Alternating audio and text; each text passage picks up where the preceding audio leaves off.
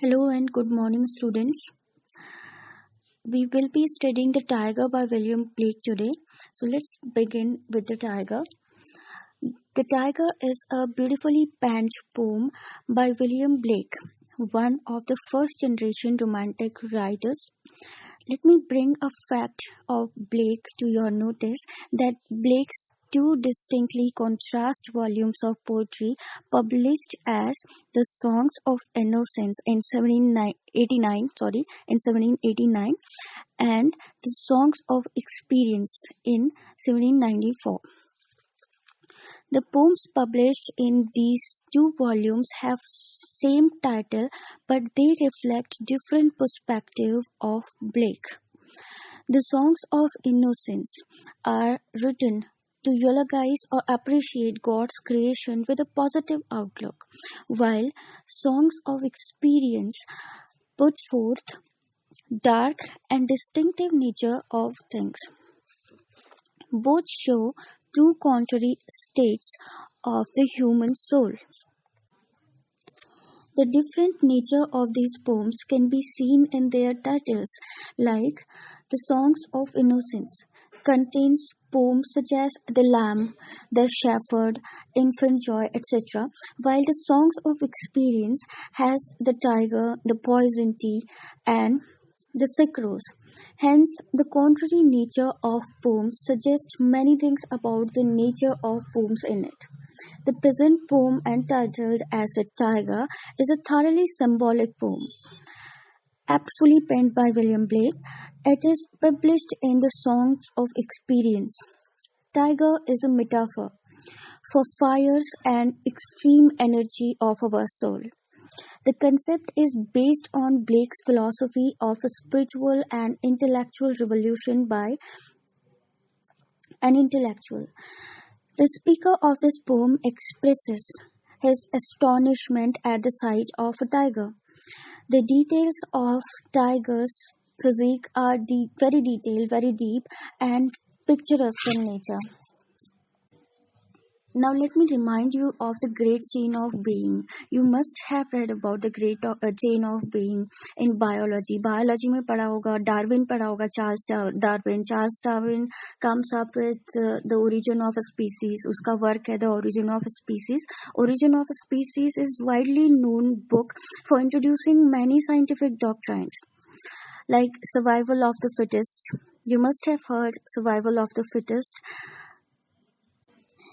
which says that our immunity to fight disease and our might to fight our enemies enables ourselves to maintain our survival or our existence on earth. Likewise, the great chain we all are connected with can be related with the food chain that we have studied. For instance, a grasshopper eats grass. Mark my words. The grasshopper eats grass. Grasshopper is eaten by a snake, and this snake, when it dies, it is further eaten by vulture. So this is how the food chain goes on. Now the gist is that there are a variety of creatures in our planet, and all manifest a different nature of their. Some are mild, gentle, and soft and innocent, while others are fierce, extreme, and wild. The present poem is framed as a series of questions on the symmetry of tiger. So the stanza goes like, Tiger, tiger, burning bright in the forest of the night, what immortal hand or eye could frame thy fearful symmetry? See, repetition is here, which suggests that the poet is emphasizing over something, that is the strange symmetry of the tiger. The poet is wondering about the creator of such a fierce animal. Now let me tell you that here is a poem in the Songs of Innocence entitled as The Lamp, which has a similar opening, wherein the poet ponders over the god's efficiency in generating such a sweet and innocent animal like lamp. As I told you that poems in the Songs of Innocence stand in contrast to the songs of experience. Thus, while the lamb marks a soft treatment, here tiger offers an extreme one. This is how the poem begins with a sense of wonder. The tiger is a perfect face of violence and fierceness. The poet feels this level of perfection in the creation of this beast tiger cannot be done by natural selection and development process only. No doubt, the omnipotent God is responsible for this wonderful creation. The forest shown in the background of tiger's image itself stimulates a sense of mystery and wonder. The poet says that he can see this tiger having a bright skin seems like burning in the forest. In the next third and fourth line, he is brooding over the creator of this creature. He says that the task couldn't have done by a mortal thing or by a mortal being. There must be some immortal force, that is, the God, behind this creation. Here, fearful symmetry implies the fearful aura of tiger's perfectly designed limbs. Some important figures of speech employed in this stanza are repetition, that we can see in the first two words of this poem tiger, tiger, repetition. Next is synecdoche, synecdoche. We have already discussed synecdoche in our classes. Synecdoche is a figure of speech by which a part of a thing is sorry is put for the whole. The hands and eyes refer the god. So tiger, tiger in the beginning line, tiger, tiger. It is repetition. And look at the third line, immortal hand or eye, hand or eye, hand or eye. These body parts refer to the entire God because he says that the God might have created this animal, this beast, tiger, using his hands and eyes.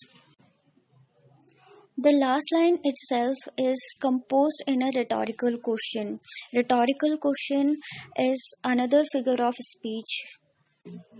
I have already taught you this figure of speech with a number of examples in our classes. So, rhetorical question is a figure of speech where a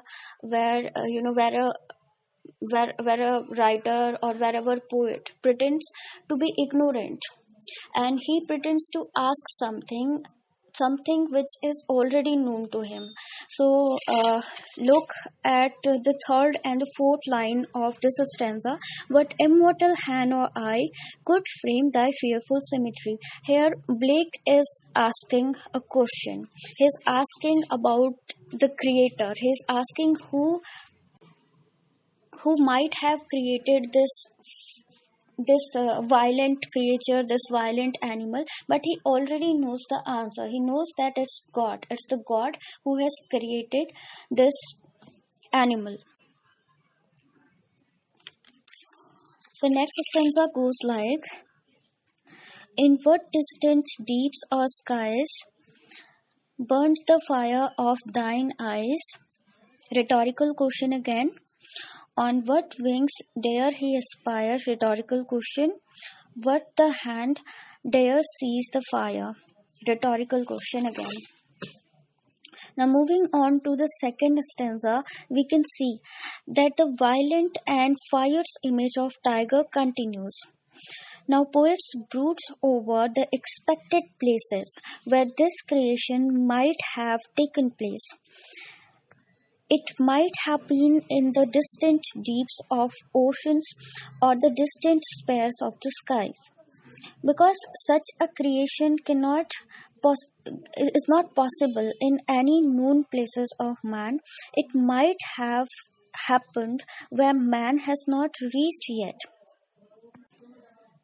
So it could be deeps of sea or heights of the sky, places which are associated with God's dwellings or places which are still unknown to us. In the next line, the poet zeroes in on the burning eyes of the tiger. Now he starts associating this fire inside tiger's eyes with so many things. He feels as if this creature was created by the firework, similarly as the blacksmith and goldsmith designs iron apparatus or golden jewelry. Hence, firework gives a perfection to the design. This is why poet states that this level of perfection must have helped by a firework. We can see the goldsmiths and ironsmiths as artists, but artists need some instruments to get their design in a perfect shape. For this, they need chains, anvils, hammers, furnace, and all. So, poet also makes many estimations about the instruments God might have used for creating tiger. He wonders how God would have held fire and managed it during this creation. Therefore, the creation might have been a dangerous one as the outcome itself. The outcome is tiger. It might have demanded a great deal of zeal and dare from the creator's side. And the third stanza goes like,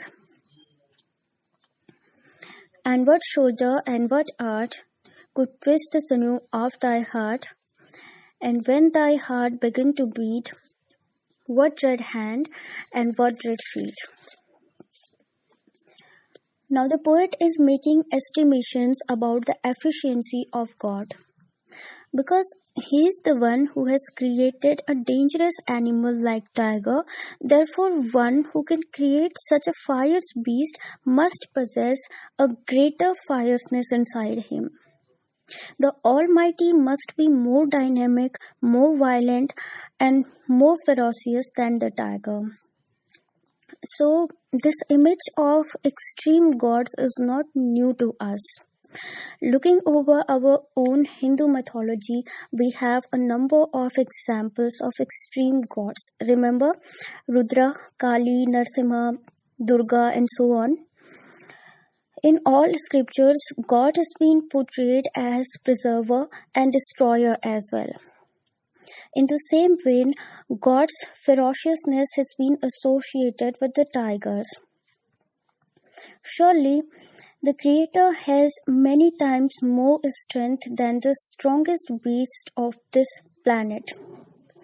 Because he might have used his strong soldiers to hold this wild beast, he might have invoked his supreme imagination to paint it with bright colors. Therefore, a wild energy and a strong imagination was needed for shaping the limbs and muscles of this creature. Sinews means muscles.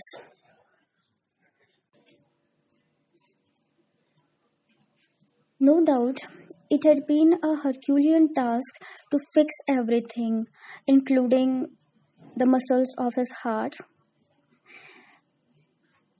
and it would have been more difficult to control this animal after the Creator had vitalized him. Hence, to put a curb on tiger's natural fierceness, God must have demonstrated his own fearful means dreadful, hands and feet to him. Now quickly move on to the next stanza. What the hammer, what the chain? In what furnace was thy brain? What the anvil, what dread grasp? Dare its deadly terror clasp. The poet continues the same tone of wonder in this stanza as well. Here, he is brooding over the instruments that might have helped God while he was molding this wild creature. The hammer, anvil, and furnace that the god had used would have been large and strong. The fire can be associated with the extremity and severity, and the mind of Tiger possessed these characters that must have been induced in his brain by churning it in the god's great furnace. God's furnace simply means God's factory having the holy fire inside it. Holy fire was the fire that vitalized all beings on the earth. Now, before I move on to the next stanza, I would like to tell you that Blake was a visionary and religious poet. So, in this stanza, he alludes from the Holy Bible. Look at the lines now.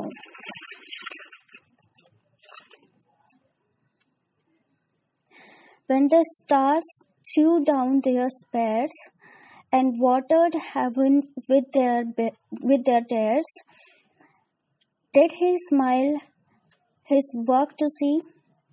Did he who made the lamp make thee?